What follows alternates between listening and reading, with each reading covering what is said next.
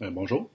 Voici un exemple sur comment j'utilise la section Devoirs de mon Teams pour assigner des travaux, mais surtout comment j'intègre la grille critériée dans l'évaluation des travaux ainsi que la rétroaction fournie à l'étudiant. Alors voilà, dans la section Devoirs, on peut voir que j'avais déjà assigné les travaux qu'on m'a remis maintenant en fonction de l'échéance que j'avais demandé. Donc, pour certains cours à l'ENA, puisque c'est un requis de Transport Canada, on doit prendre les présences. Alors, voici comment j'ai procédé dans le cadre d'un de mes cours. Donc, j'ai utilisé le questionnaire Forms pour voir qui a consulté l'équipe Teams au cours de la semaine 9. Et j'ai un autre exemple avec le formulaire Forms où je vais faire la correction sur le navigateur directement. Donc, je prends un exemple ici. Je pourrais à ce moment-là donner les points manuellement. Excellent. Et un point. Et à ce moment-là, je peux venir publier la note. J'aurais pu également insérer des commentaires à l'étudiant.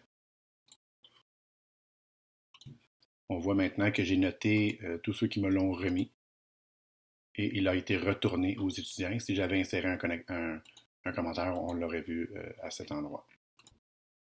Alors, l'évaluation 1 ici, quant à elle, je vais faire la correction, mais à partir d'un Word.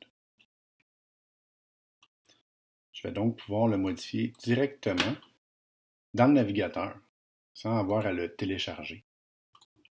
Donc, je vais le faire comme ceci. Donner un exemple rapidement.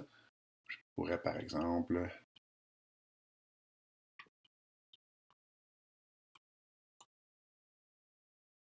venir sélectionner ce trait. Hey, ce n'est pas bon.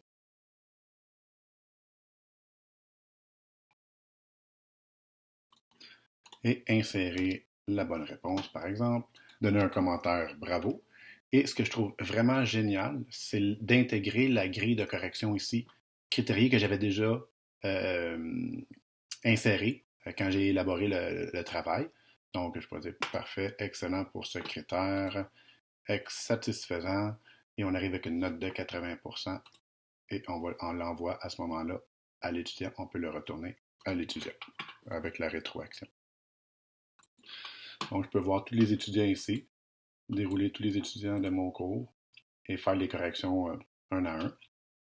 Malheureusement, Teams ne supporte pas le PDF, mais je crois qu'il serait peut-être possible d'annoter un Word avec un stylet sur un écran tactile, mais je n'ai pas essayé. Donc, à vous de voir avec la liste si c'est possible. Donc, on peut voir les travaux qui ont été notés et retournés avec les commentaires. Et une autre chose que je trouverais aussi géniale, c'est l'onglet Notes,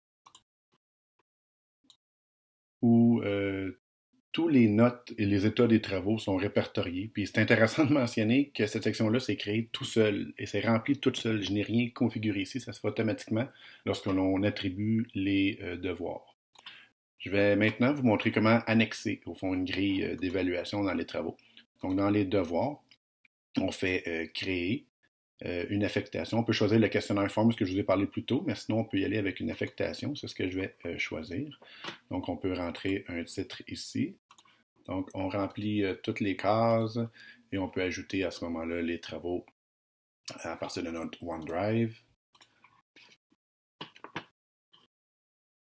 On peut donc aussi déterminer les échéances, l'échéancier, quelle date qu'on voudrait le mettre disponible, donc le déposer, et vers quelle date on veut le recevoir. Est-ce qu'on veut le recevoir avec des remises tardives ou on ne veut pas avoir de remises tardives?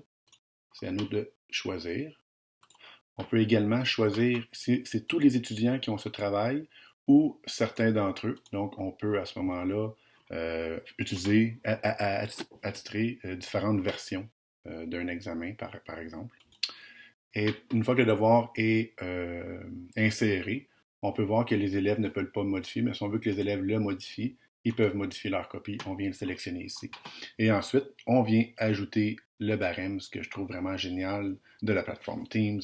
On peut soit charger un barème à partir d'un fichier Excel en CSV, ou on peut créer un nouveau barème avec différents critères à attribuer les points. Ensuite, moi, ce que j'aime bien, c'est que toutes nos grilles qu'on a précédemment utilisées se retrouvent là. Donc, on peut juste en choisir une qui convient si on fait un devoir similaire. Donc, tout est placé ici. On peut donc le joindre et les étudiants vont pouvoir regarder, consulter la grille d'évaluation.